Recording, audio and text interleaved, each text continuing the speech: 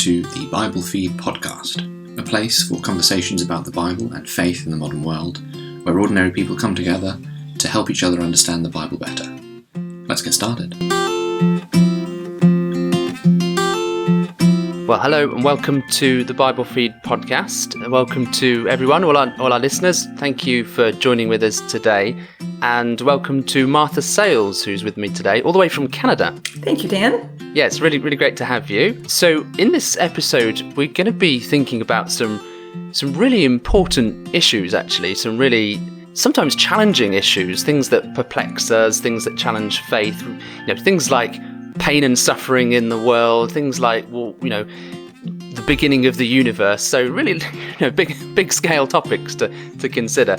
But the reason we're doing it, and the reason I've got Martha here with me to think about this, is that we're going to think about these topics all as they're mediated through a discussion about a novel, a book that you've written, Martha, isn't it? So it's a children's book. I think in North America you'd say it's a middle grade book. Is that right? Yes. Great. Okay. So this we'll get to sort of what it's these big discussions. There's so many things it covers. Things like questions about life and the universe, about suffering, the existence of God. We'll get to that in a minute. Let's first talk about what the story of this book is. So this book is called The Enormous Tiny Experiment. So can you just sort of summarize what the plot is? Certainly. First of all, I should explain that The Enormous Tiny Experiment is one big story that is broken up into 3 books. So the first book sets the stage for the large social experiment, but the overall plot doesn't fully wrap up until the end of the 3rd book. So basically, the main character, Professor Lemans, who experienced some terrible suffering in his past, turned against the notion that there could be any caring, all-powerful creator watching over the world. And in his 50s, he longs for a family of his own, and remarkably, very remarkably, I should add, he discovers a way to miniaturize life. So wanting to give these 21 miniature people the best life he possibly can, he creates a magnificent paradise in a large dome hidden away in his research lab. That's intriguing. Yeah, very sort of off-the-wall idea, really imaginative plot. It's really good. So this and it gives you the perfect canvas to telling the stories that you want to tell effectively, or raising these issues.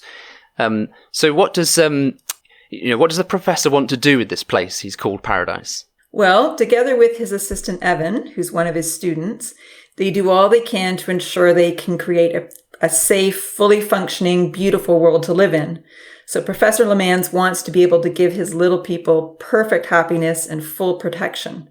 Having created a world that he would love to live in himself, he anticipates that everyone's reactions will be the same as his, which, of course, as you know, Dan, isn't realistic. No, that's absolutely right. Yeah, we're all different, aren't we? So we're all going to react differently in different situations. So, yeah. That's right. So essentially, the professor becomes God to his own little world, although he'd never admit to that. And he begins to experience in a very small way what it would be like to be the creator of the whole world and to stand in God's shoes, so to speak. For clarity, I'm referring, or we're going to be talking mainly about this first book. That's the one I've read. I've not read the next one yet. It will be soon.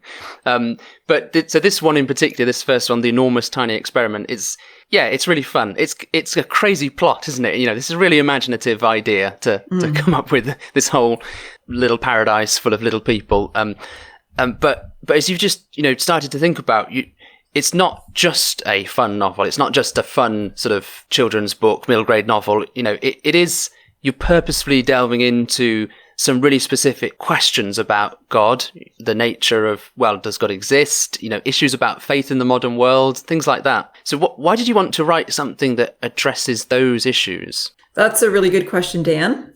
In the last 10 years or so, my husband and I have become familiar with atheist accusations that the God of the Bible, especially the Old Testament God, is unfair, unkind, not a good standard of morality.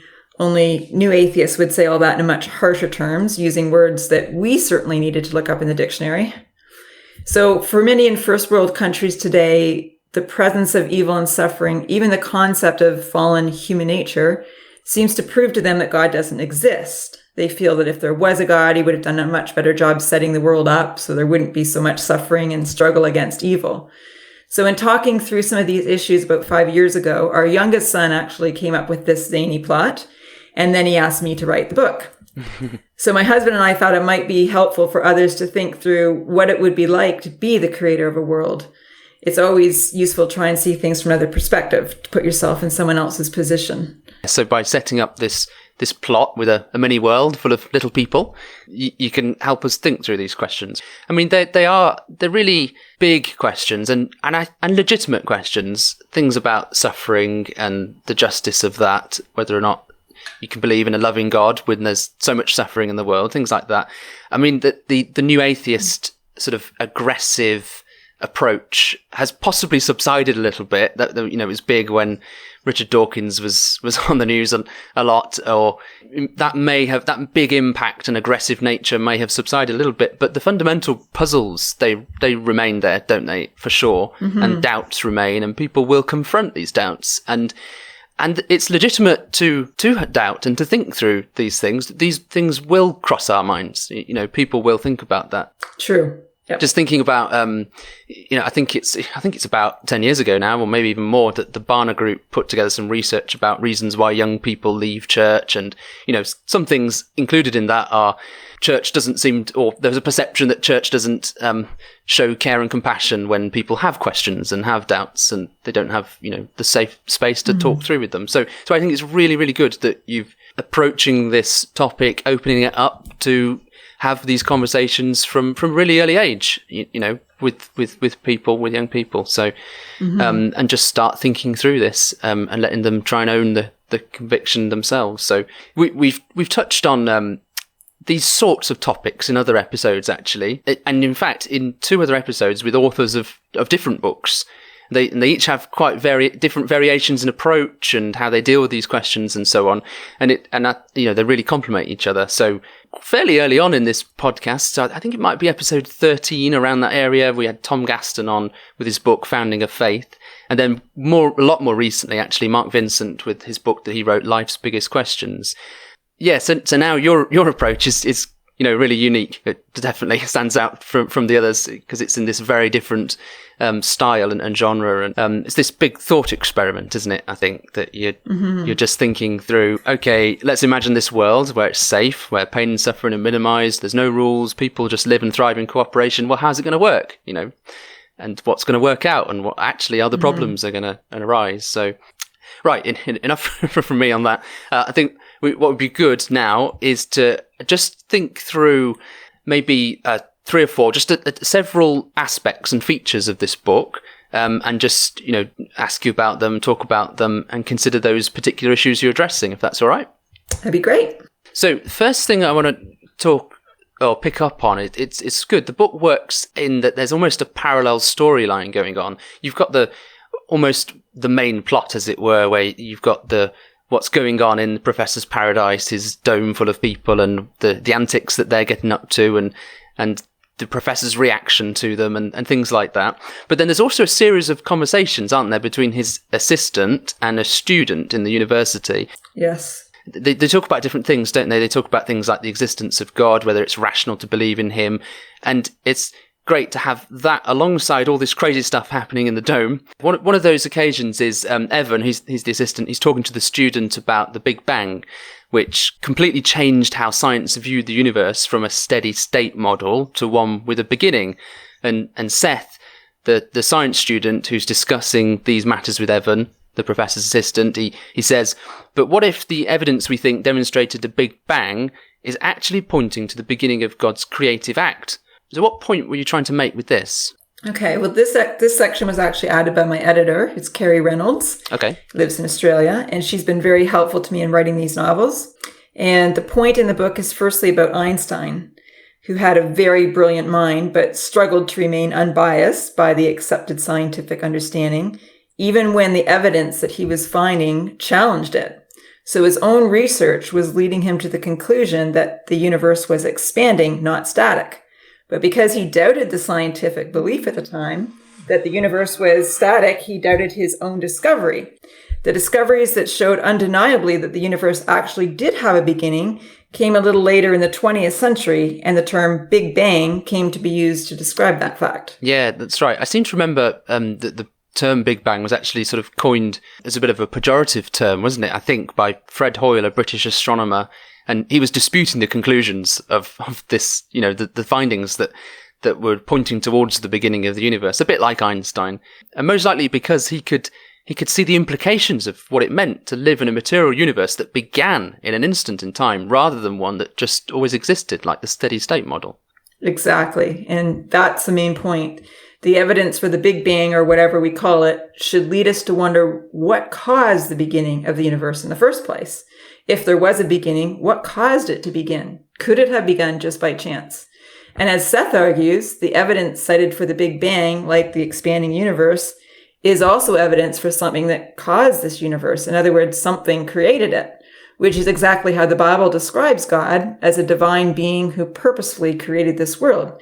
He is the cause behind this world and this universe. That's true. And if you don't believe that God is the cause, then you still need something as the cause, don't you? The universe didn't just pop out of nowhere. There's got to have been something that caused the Big Bang, or the beginning of the universe, however we describe it and talk about it. Yes. I think Seth was trying to show Evan in the book that it's rational to believe that there is a God who caused the world, because you've got to invoke something. Something's got to have been there. So, and that works really well. It fits alongside the storyline and the plot, because there's this great big dome with 21 miniature people in there, isn't there? I think it's 21. Hopefully I got that right. Yes. And they didn't just pop out of existence out of nowhere, did they? They didn't just instantaneously arrive there with no intelligent mind, no creator, no anything. There was a professor. He had a plan, he had a purpose, and he had intention, and then he put that plan into action. So.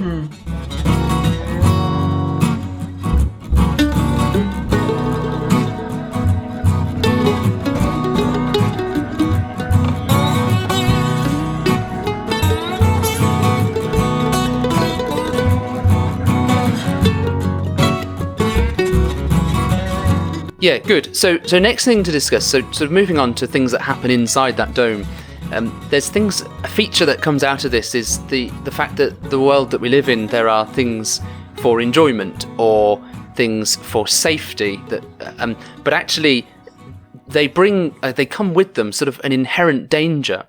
So there's a bump on the hill. So in one of the little hills that the professor's made, he's put a bump on the hill. It gives them really great enjoyment, doesn't he? Doesn't it? I think when they work out how wheels work and how to build a go-kart and things like that, which is brilliant. But then it's also actually the cause of huge amount of suffering and tragic consequences. So, and I think the point you're making there is that the safety features inbuilt into this world, the things for enjoyment, but then also the safety features, because there's something else that happens as well, isn't there? The professors thought about all these things, but they turn out to be the cause of catastrophes. So what issue are you sort of addressing with this? Exactly. So the professor sculpted this little bump on the hill when he was creating Paradise, hoping to add a little fun challenge for the tinies when they learn to make those go-karts and drive them well. But unfortunately, this bump creates a tragedy. So this is addressing a complex matter in our world today, that many want to blame God when tragedies happen, but very few take the time to thank him when things go well. So our planet is built to stay warm enough for life, to rejuvenate, to have natural cycles. If you step back and look at the big picture, you see this world that has been created to give us so much pleasure and beauty and sustain life in incredible ways. Like, why do we have thousands of varieties of beautiful, fully functioning plant life and animals? Surely this world could be sustained with maybe 10 kind of trees, a few fruits, animals, and birds, but instead, it's filled with an abundance of fascinating life and a variety of seasons and magnificent landforms. So we have this rich, living planet, and storms, earthquakes, and volcanoes are part of keeping it alive and functioning well. So unfortunately, the very things that God placed to make life exciting and give us so much pleasure can also cause us harm. Not because he's necessarily out to get us, although he does have the power to use the elements in this way, but many tragedies are caused because we choose to live or visit places that we know are dangerous.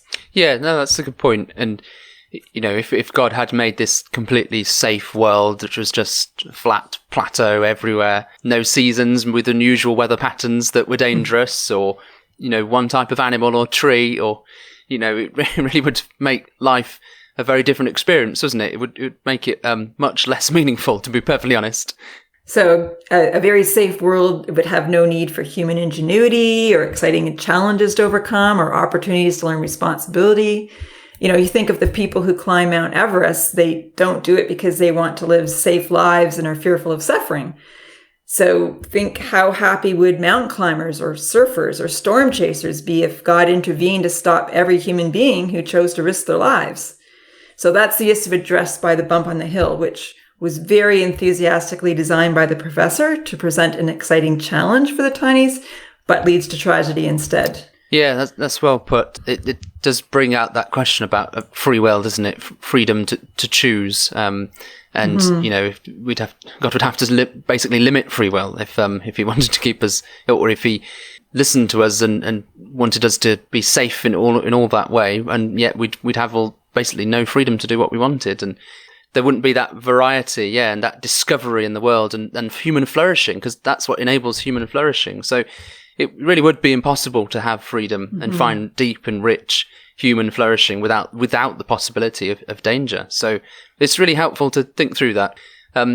There's something else that happens, isn't there? And I've already sort of alluded to it. There's a really poignant moment in the book when the real world and the paradise are being compared. It's really obvious. You've made it really obvious, because there's a time when there's an emergency. Evan and the professor, they're responding to an emergency in the dome, whilst also hearing, I think, is it Evan or the professor, one of them, they're driving to the university to get back there as quick as they possibly can, and they're listening to news reports on the radio of a major natural disaster occurring in the big outside world. Yes. In real time. And there's an expert on the radio, I think, explaining something about plate tectonics. I'm just going to read a section, if that's all right. So this is from the book. As the news reporters struggled to make sense of the catastrophe, agonizing over the estimated loss of life, they interviewed an Australian scientist. Professor Lemans was surprised when the expert attempted to portray plate tectonics as an essential element of a living planet, regulating the temperatures on Earth and moderating levels of carbon dioxide. As the scientist delved into the life-sustaining benefits of subduction, the professor shook his head angrily. "This is not the time to make a case for a senseless tragedy," he exclaimed. So, it's a really interesting moment, that, actually. So can you summarise what the point is about plate tectonics and the link to what's going on in the tiniest world? Sure. This link will actually become more apparent at the beginning of book 2, Pain in Paradise, when the professor and Evan are cleaning up all the mess and discussing the impact of the earthquake and the tidal wave that happened on the very same day that the tinies were flooded. So plate tectonics is an important element, as you know, of our living planet. Basically, the Earth is riding on various plates that sometimes bump into each other or slide under each other, causing earthquakes and tidal waves. If you Google subduction, you'll see there are certain benefits to this natural process. And there also are maps showing where these fault lines are, and unfortunately, a lot of them are near wonderful places to live.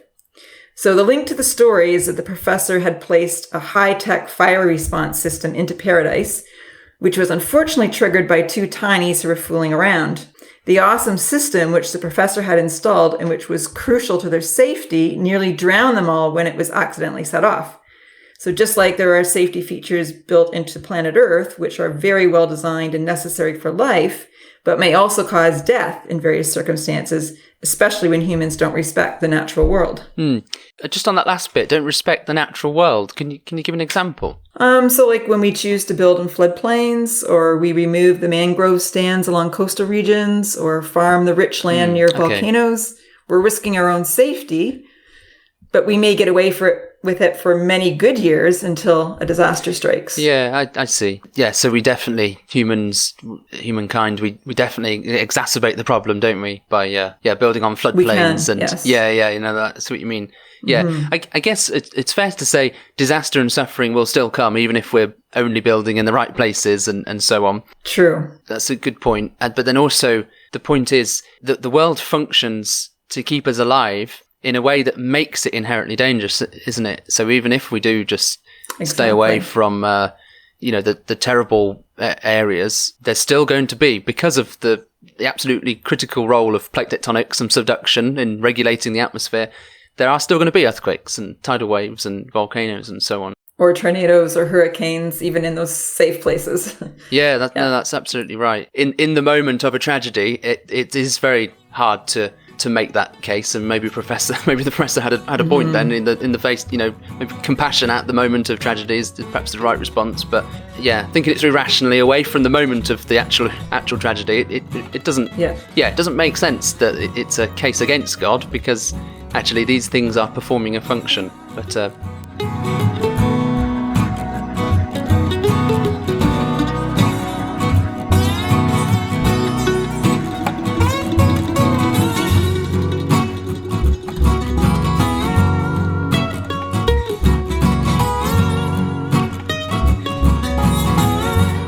Okay, so the next point is thinking through the idea, well, this is a recurring theme actually, but the professor is really makes it really clear that he doesn't want any rules in this world, does he? All the time he's going on about, I don't want any rules, and he absolutely wants them to have complete freedom to basically do what they want.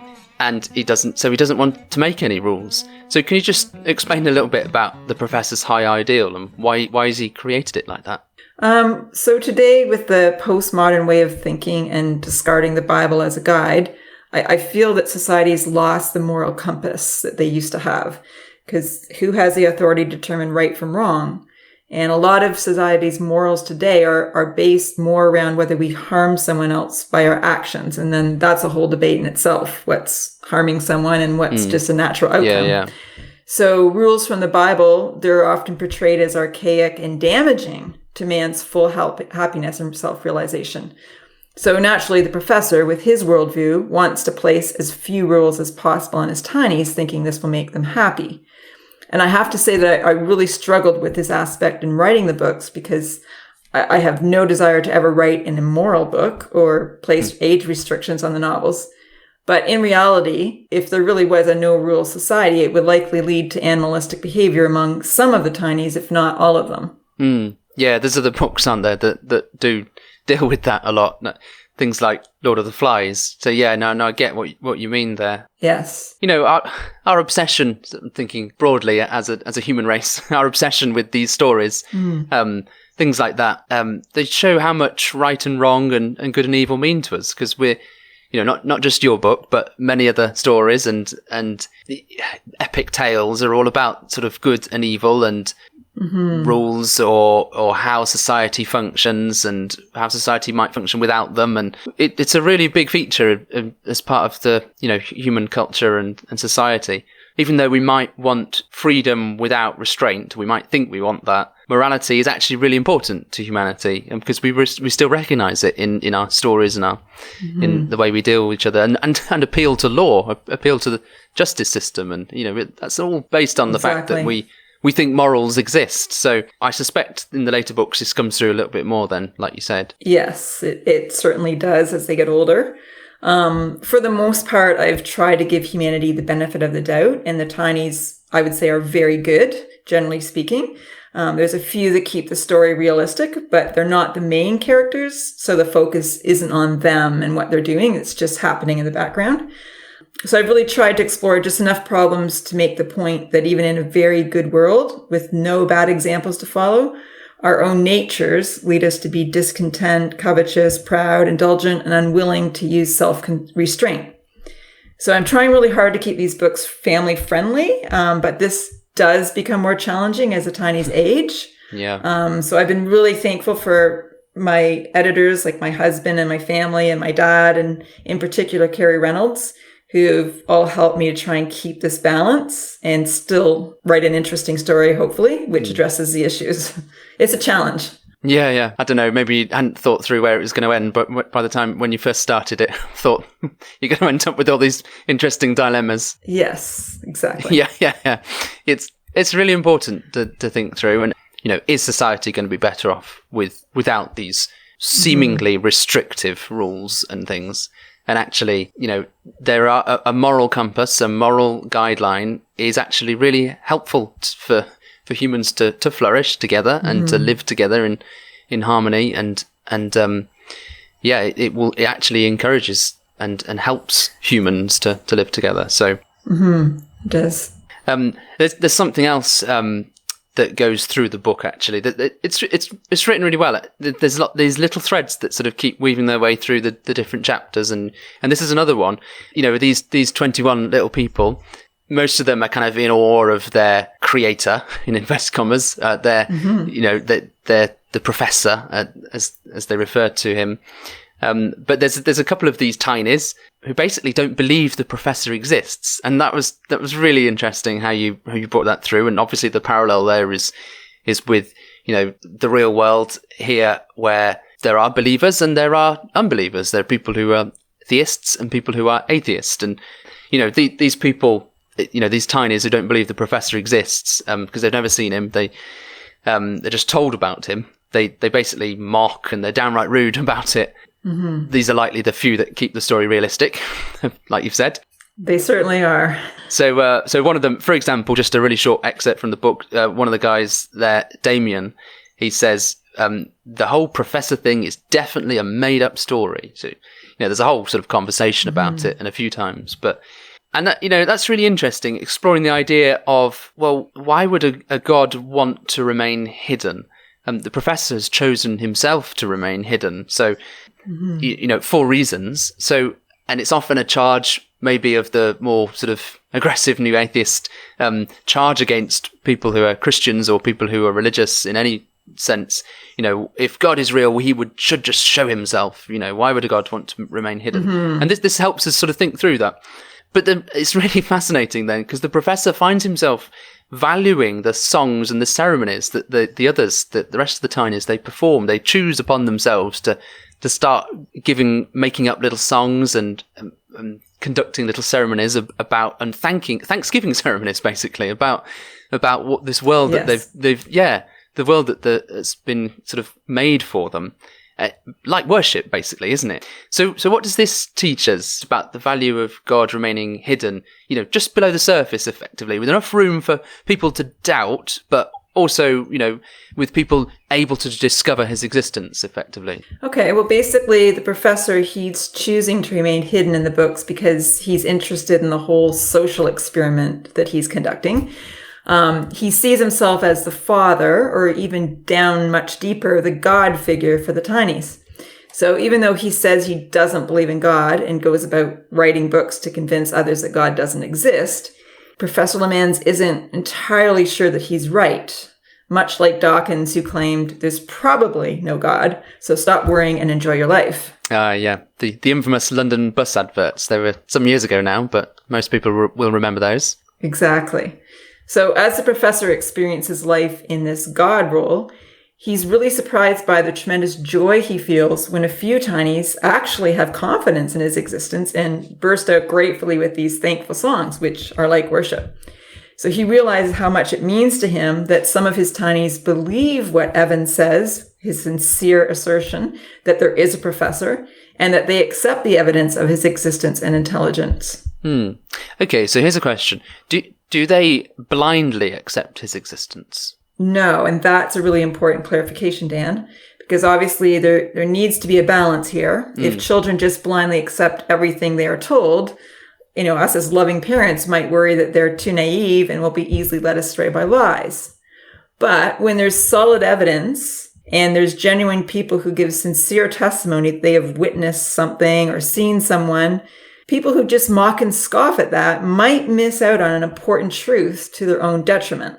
So it's a difference between critical thinking, which we would all agree is good, and radical skepticism, which can never be satisfied.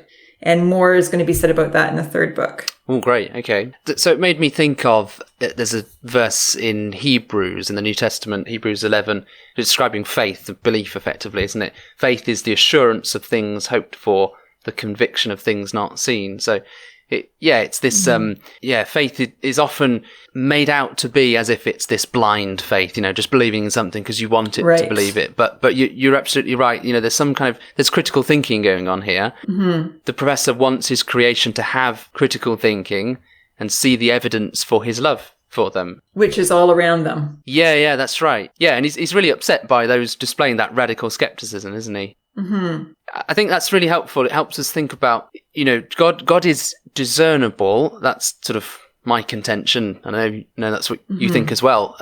But God wants us to search things out, use our critical thinking abilities, because if we're sort of searching this and finding him and discovering him and coming to a conviction about it, there's something far more about our freedom of faith and our worship, the value, and our worship becomes so much more valuable when we're choosing to search and choosing to therefore work it out and understand, rather than being completely obvious to us and therefore being forced to worship effectively, under duress. Right. The conviction's much more in our hearts when we come to it. That's right. Yeah. No, absolutely right.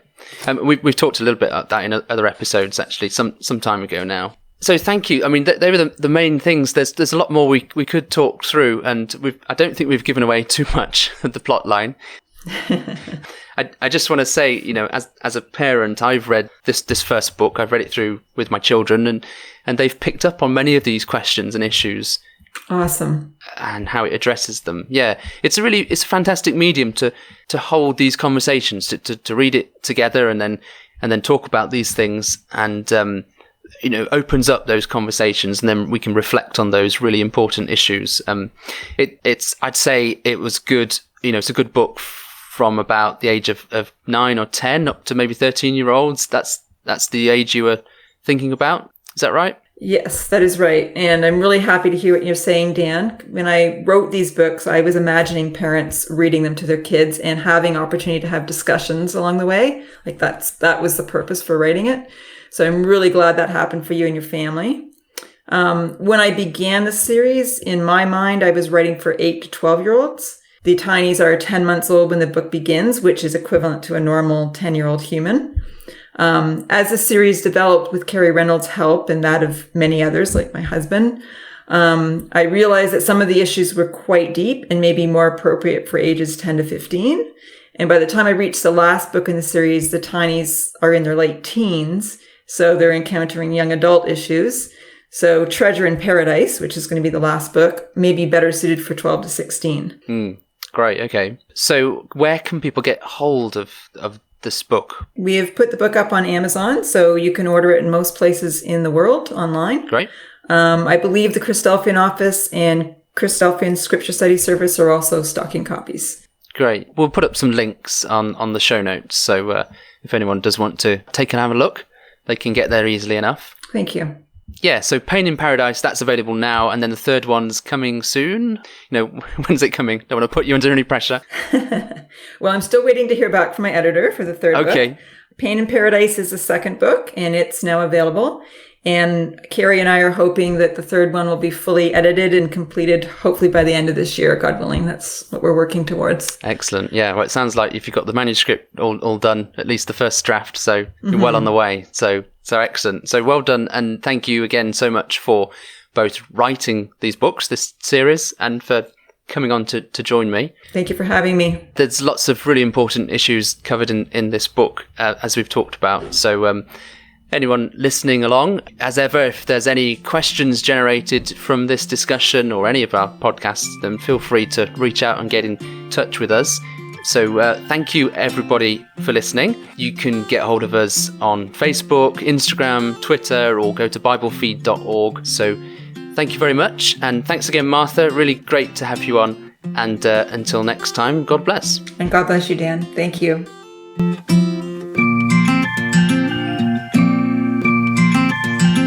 You've been listening to the Bible Feed podcast. Thanks for joining us. We're always keen to hear what you think, hear your questions or subjects you'd like to discuss. So get in touch with us through our Facebook page or send us a message on our website at biblefeed.org and be part of the journey.